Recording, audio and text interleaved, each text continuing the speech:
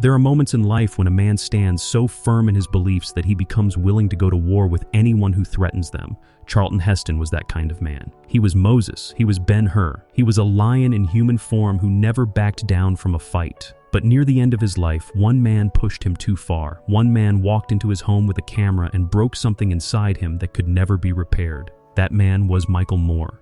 And what happened between them was not just a disagreement. It was a wound that stayed open until the very end. This is the story of a legend and the filmmaker he hated more than anyone. Before we dive into video, subscribe our channel. Charlton Heston was born John Charles Carter on October 4, 1923 in Evanston, Illinois. His mother was Leela and his father was Russell. They were a working-class family trying to survive in a world still healing from the First World War. His childhood was not filled with luxury or comfort. His parents separated when he was just 10 years old, and that pain shaped him. Young John learned early that life does not give you anything for free. His mother remarried a man named Chester Heston, and that is where the name came from. The boy became Charlton Heston not by birth, but by reinvention. He grew up in the woods of Michigan in a small rural town called St. Helen. There were no movie theaters nearby, no glamour, just trees and silence and hard work. His mother read Shakespeare to him by lamplight, and those words planted seeds deep in his soul. He learned about honor and tragedy and the greatness of men who stand tall even when the world falls apart. Heston was a quiet boy, but inside him was a fire. He did not dream of being famous. He dreamed of being strong, of being someone who mattered. The Great Depression hit his family hard. There were days with little food and nights with little warmth. Boo. Yet he never complained. He learned discipline. He learned that a man must carry his burden without crying. These were the years that built him. These were the years that made him believe in America and in himself. By the time he was a teenager, he was already over 6 feet tall with a square jaw and eyes that looked like they could see through lies. He did not know it yet, but he was being prepared for greatness. When World War II exploded across the world, Charlton Heston did not run from it. He enlisted in the United States Army Air Forces in 1944. He did not see direct combat, but he served his country with pride. He was stationed in the Aleutian Islands in Alaska, where the cold bit through your bones and every day tested your will to survive. He worked as a radio operator and aerial gunner. The war taught him something that Hollywood never could. It taught him that freedom is not free. It taught him that some things are worth dying for. When he came home in 1946, he carried that belief with him like a shield. Before the war, he had attended New Clifton High School and then Northwestern University, where he studied speech and drama. Acting was not a career choice for him at first. It was a way to express the feelings he kept buried. He was good at it, very good. His voice was deep and commanding. His presence filled a room. After his military service, he married his college sweetheart, Lydia Clark, in 1944. She was an actress too, and she believed in him when no one else did. They moved to New York City with almost no money and big dreams. Heston worked odd jobs. He carried luggage. He modeled for art students. He did whatever it took to survive. But every night he studied his craft. He performed in small theater productions where only a handful of people watched. He did not care about fame. He cared about becoming excellent. His discipline from the military mixed with his for storytelling, and it created something rare. A man who could play kings and prophets and warriors and make you believe every single word. Those years of struggle were not wasted. They were the foundation of everything that came next. Hollywood was not looking for Charlton Heston, but somehow it found him anyway. In 1950, producer Hal Wallace saw him in a small Broadway production and was stunned. Heston had a look that belonged on stone tablets. He looked like he was carved by ancient gods. Wallace brought him to Hollywood and cast him in his first major film called Dark City in 1950. It was a crime drama, and Heston played a tough, haunted man running from his past. He was not yet a star, but people noticed him. His intensity was different. He did not act like other men in Hollywood. He did not smile for the camera or beg for attention. He simply existed with total conviction. Then in 1952 came The Greatest Show on Earth, directed by Cecil B. DeMille. It was a massive circus epic, and Heston played the hard-nosed circus manager. The film won the Academy Award for Best Picture, and suddenly Heston was no longer unknown. DeMille saw something biblical in him. He saw a man who could carry the weight of history on his shoulders. 2 years later, DeMille gave him the role that would define him forever. In 1956, Heston became Moses in The Ten Commandments. It was not just a performance, it was a transformation. Millions of people around the world watched him part the Red Sea and deliver the word of God, and they believed it. He was not acting, he was channeling something higher.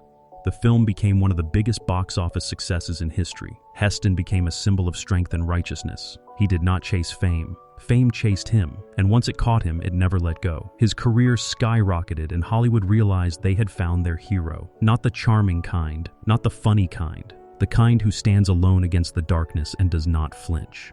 After Moses came glory. In 1959, Charlton Heston starred as Judah Ben-Hur in Ben-Hur, directed by William W. Eyler. It was an 11-time Academy Award-winning masterpiece. Heston won the Oscar for Best Actor.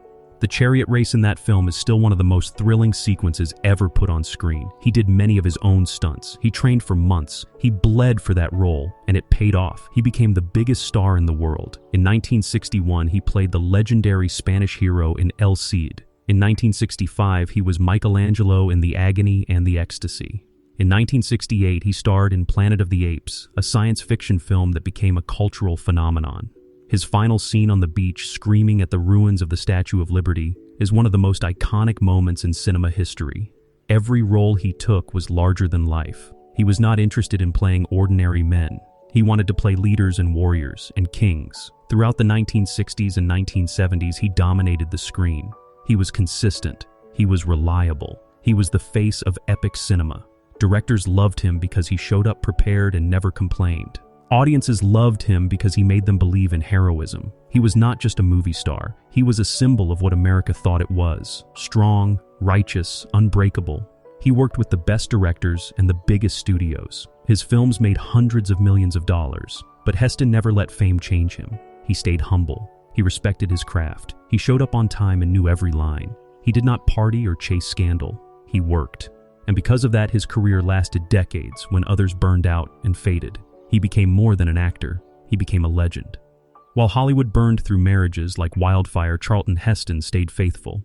He married Lydia Clark in 1944 and remained married to her until his death 64 years later. In a town built on betrayal and broken promises, that kind of loyalty was almost unbelievable. They had 2 children, Fraser Clark Hest, born in 1955, and Holly Ann Heston, born in 1961. Heston was a devoted father. He did not let Hollywood raise his kids. He was present. He taught them values and respect and the importance of hard work. Lydia was his anchor. She kept him grounded when fame could have pulled him into chaos. She was his first reader for scripts. She was his toughest critic and his greatest supporter. They lived in a beautiful home in the hills, but it was not a palace. It was a family home filled with books and art and love. Heston did not drink heavily or use drugs. He did not chase other women. He believed in commitment and integrity. That made him unusual in Hollywood. Some people admired him for it. Others thought he was too stiff or old-fashioned. But Heston did not care. He lived by his own code. He believed a man should stand by his word and protect his family and serve something bigger than himself. His marriage was proof that he practiced what he preached. Lydia once said in an interview that Charlton was the same man at home as he was on screen. Brave, stubborn, principled, and sometimes impossible to argue with. But she loved him anyway. Their partnership was real. It was tested by time and fame and pressure, and it never broke. In a life full of battles, his family was his safe place, the place where he did not have to be Moses or Ben-Hur. He could just be Chuck, and that was enough. The hatred between Charlton Heston and Michael Moore did not happen overnight. It was the collision of 2 completely opposite worlds. Heston was a conservative icon. He believed in the Second Amendment. He believed in personal responsibility and American greatness. He served as president of the National Rifle Association from 1998 to 2003. He was proud of it.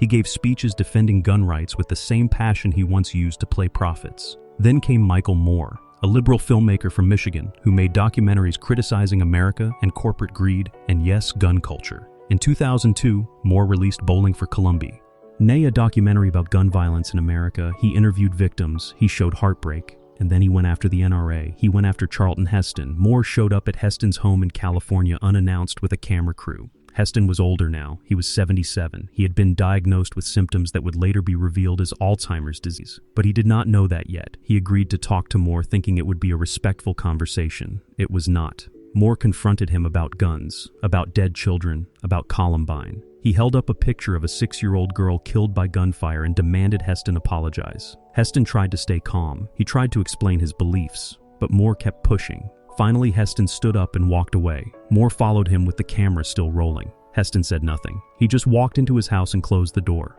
That footage aired in the documentary. Millions of people saw it. Some praised Moore for holding Heston accountable. Others were disgusted. They saw it as elder abuse, as ambush journalism, as a cheap stunt to humiliate a sick old man. Heston never publicly forgave Moore. In private, he told friends he felt betrayed and violated. He said Moore was a bully hiding behind a camera. The encounter haunted him. It became one of the last public images of a man who had spent his whole life standing tall, and Moore had made him look weak. After the Moore encounter, Heston's public appearances became fewer, but before that moment he had remained remarkably active into his 70s. In 1998, he narrated the opening of Armageddon, one of the biggest blockbusters of that year. In 2001, he appeared in Planet of the Apes, directed by Tim Burton, as a tribute cameo that honored his legacy. He also did voice work and television guest spots. He understood that Hollywood had moved on from epic films. The industry wanted young faces and fast action. But Heston did not beg for roles. He was selective. He only worked when the project meant something to him. His real passion in later years became activism. He toured the country speaking about the Constitution and freedom and the rights he believed were under attack. He was no longer just an actor. He was a warrior for a cause. Some people loved him for it. Others despised him, but no one ignored him. He remained a powerful voice in American culture. He wrote books. He gave speeches at rallies and universities. He debated politicians and activists. Even as his body aged, his mind stayed sharp and his convictions stayed strong. For a while, he believed America was drifting away from the values that made it great. He believed Hollywood had become too liberal and too afraid to tell stories about heroism and sacrifice. He missed the old days when movies inspired people instead of lecturing them. But he did not become bitter. He stayed grateful for the career he had. He loved his fans and they loved him back. Everywhere he went, people thanked him, not just for his movies, but for standing firm when the world told him to sit down and be quiet. He never did. In August 2002, Charlton Heston appeared at a public event and made a heartbreaking announcement. He revealed that he had been diagnosed with symptoms consistent with Alzheimer's disease. His voice was steady, his shoulders were still broad, but you could see the fear in his eyes. He said he was not afraid of death, but he was afraid of losing himself. Alzheimer's steals your memories. It takes away the person you were and leaves behind a shadow. For a man like Heston, who had lived such a big, bold life, that was the cruelest fate. Lydia became his full-time caregiver. She never left his side. She held his hand as the disease slowly took him piece by piece. He stopped doing interviews. He stopped making appearances. Ho, once stood on mountains and commanded armies, was now struggling to remember the names of his children. It was a slow and painful decline. His son Fraser later said that his father's last years were filled with confusion, but also moments of clarity. Sometimes Heston would smile and seem to remember who he was. Other times he would stare into nothing, lost in a fog that no one could pull him out of. On April 5, 2008, Charlton Heston passed away at his home in Beverly Hills, California. He was 84 years old. Lydia was by his side. So were his children. He died peacefully, surrounded by the people he loved most. The world mourned. Tributes poured in from actors and presidents and fans across the globe. But for those who knew him, the sadness was mixed with relief. He was finally free from the disease that had imprisoned him. He was at peace. Charlton Heston left behind more than movies. He left behind a standard, a reminder of what it means to live with conviction. He starred in over 100 films. He won an Academy Award. He received the Presidential Medal of Freedom. He was honored with a star on the Hollywood Walk of Fame. But his legacy is not just about awards. It is about courage. He stood up for what he believed even when it made him unpopular. He defended the Second Amendment when Hollywood hated him for it. He spoke about faith and freedom when others called him old-fashioned.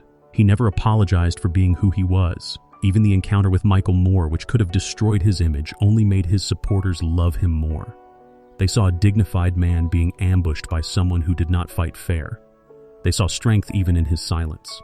Today, people still watch the Ten Commandments every Easter.